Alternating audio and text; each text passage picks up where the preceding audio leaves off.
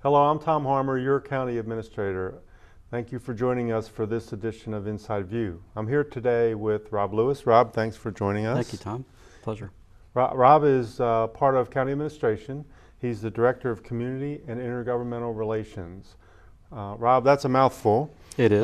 But before we start talking about what you do, I wanted to ask you to share some information about your background. You know, it's not often that we can sit here and talk about a personal background of kind of your journey of what you did before you came here and how you ended up here. Happy to. I think in some regards I'm somewhat of a local grown person.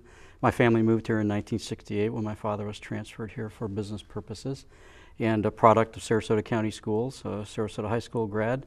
Did my undergraduate work at the University of South Florida and then completed my master's degree at Florida State University, where I then stayed in Tallahassee for a few years of work before I returned here. Well, I think it's important also to explain a little bit about what do you do. And I know you've worked in various departments here in the county, Yes, and it might be indeed. a good lead-in to what you do now, because I do Right. think that's related. Right. Well, I've had the honor of being a public servant in the county for a number of years now and in a number of different capacities and departments, which has really given me a broad spectrum of understanding both from a policy standpoint and operational standpoint. And taking those operational experiences, those day-to-day understandings of how we provide services to the public, taking that and using that in my current role as the primary advocate for Sarasota County in the state legislature and the federal government, I think gives me a good understanding of what will work and what won't work when new laws are suggested, when state mandates are issued, when state revenue is talked about, whether it's a cut or an addition to revenue for us. And when you think about the legislative session, it gets to be a busy time for you. Can you talk a little bit about how you interact with both the Board of County Commissioners and the state legislature? Yes, it's actually a much longer process than people would envision. Although the state regular legislative session is 60 days, we actually began work on our legislative program last spring and formulated some suggested legislative policy statements that we took to the board in August. That was important for a couple reasons, because the State Association of Counties then begins to formulate the plans, and we like to know that our work is consistent with theirs. But it also positions us to work far in advance of the actual session beginning. Typically, the legislature holds interim committee meetings 2-3 months out before the session begins.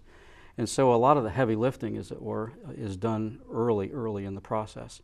My primary role is to make sure that the board's policies that reflect the needs and the understandings of what the community wishes to be done are formulated in a fashion that's easily articulated, that's easily understood and advocated at the state level. We have a great board. We have a very interested board, a very involved board in legislative issues and policies. So that part makes my job much easier. I take great fun in it as well. Having been a local product for a number of years, it's fun to see state laws that will be written to help us. And it's a challenge to try to stop things that I know would hurt us.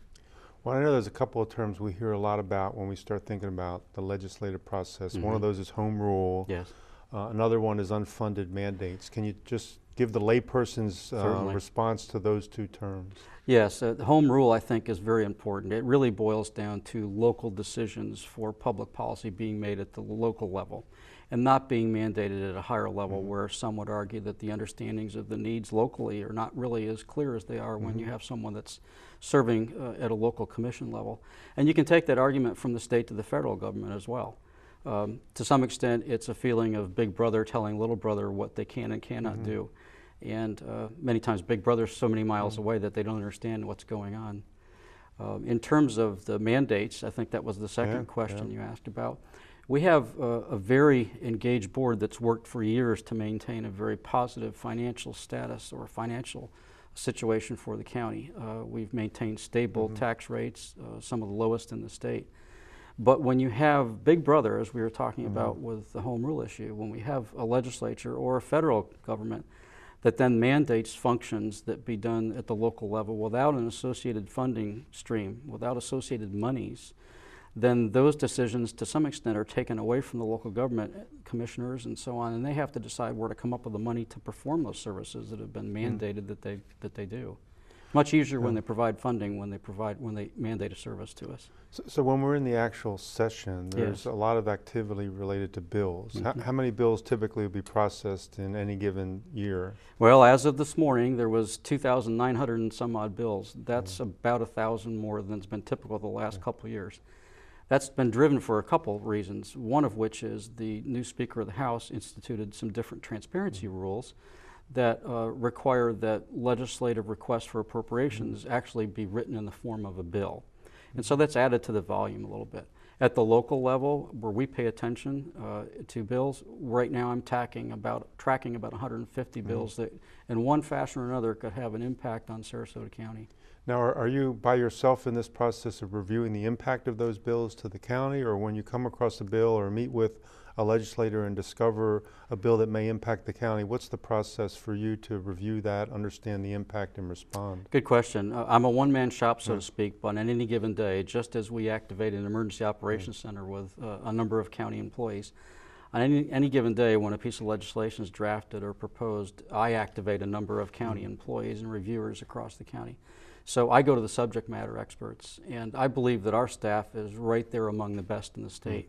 There's been many times in the past where we've looked at bills, analyzed bills, and come across issues that we felt were important that then translated at the state level, and others began to hear what we were saying. So yes, I'm an army of one, but a cast of many more than that on any given day during the session. Good. It's great to see the teamwork that happens when Great there's a teamwork. bill that needs to be Great reviewed, and we need to Yes. evaluate the impact and share Yes. that Yes. so that the legislators can make an educated decision. Yeah, and I think it's important too to note that the last few years in particular, we've shared that review of legislation with other local governments in our county. And I think knowing what impact is going to have, what a legislative impact is going to be to a local government involves not just the county, but all of our cities and town within our county as well. I mean, that's a good point. I was going to ask Yeah. you about your other hats. You wear multiple hats, but one Right. of those other hats relates to the intergovernmental communications and relationship with our cities and counties in the region, and also kind of managing and monitoring what we do when we work together. Very important role, I think, and very important dynamic that sometimes the public doesn't get a full appreciation for.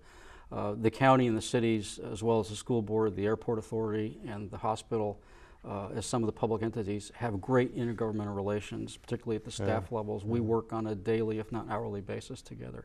And so pooling our information sometimes also leads us to talk about how we can pool our resources and how we can share services or things that would provide a better service at a lower cost to the locality. Are there any interesting statistics or fun facts that you want to share with the public that are things that are going on in your department or that you touch or are involved Well, in? I think, is going back to the issue of intergovernmental coordination, we track on a quarterly basis all of the instances where we're sharing services or working together in collaboration with our cities. And of the major ones, that totals upwards of 100 plus right now. And so I think if the public were to go to the website, the Sarasota County Gov website, and look at those statistics and watch us on a quarterly basis, I think they'd be quite proud and happy of how their cities and their town and their county really do share services and efforts on a much more regular and voluminous basis than they may know. Yeah, I think that's a good point, because if you look at that list, there's things on the list that most people probably don't realize that we're doing together. I mean, there's some really important basic ones related to public safety, Absolutely. 911 dispatch, law enforcement dispatch in some of the communities, providing fire protection for the city of Sarasota. But we also do some logistical kind of cooperation things with Longboat Key and managing their fleet for them as far as fleet maintenance and scheduled repairs, and the data center, and coordinating with our public partners, not just cities, but the hospital, the school board, and others. Yes, and shared facilities, the ability for the public to be able to jointly plan for not only the facilities we build or the facilities that we look at we need or don't need in the future. Yep. So customer service is really important to the Yeah. county. Are there things that you do to make sure that we're maintaining that high level of responsiveness? Yes, I have, since the onset of being a public servant, both here and in Tallahassee, understood the need, just as you would if you walked into a local retail establishment, the need for the common courtesy of understanding a quick response to understanding the question. We may not always have the answer within a quick period of time, but I think it's important that the public knows that we're partners with them when they call us. And that partnership extends to keeping them apprised of what's going on in a timely fashion, making yourself available and accessible, and keeping them updated on progress. Again, it doesn't always happen as fast as we want, but I think it's important as anything else for the customer at the other end to understand that we really are dedicated to making sure that we're providing a service and providing the updates and keeping them engaged in what we're trying to do. So how does the public find out more about what you do and some of the things that you mentioned, whether it's the legislative priorities at the state level, the federal level, or those other things that you work on and put together for the county? We, as I mentioned earlier, when the board adopts our legislative policy priorities, so to speak, both at the federal level and the state level, we make a point of posting those on the website, the county website. But I'm also available through the county to come and speak to any group that has a question or would like to know more about what we're pursuing. I'm always available by phone, but I think the website's a good place to start because it shows the adopted policies of the board and what we're advocating for. Yeah, very good. The viewers, as they're thinking about what does Rob do and what do we do as it relates to the legislative process, I think this has been very helpful, but is there any other takeaway that you want to leave the public with?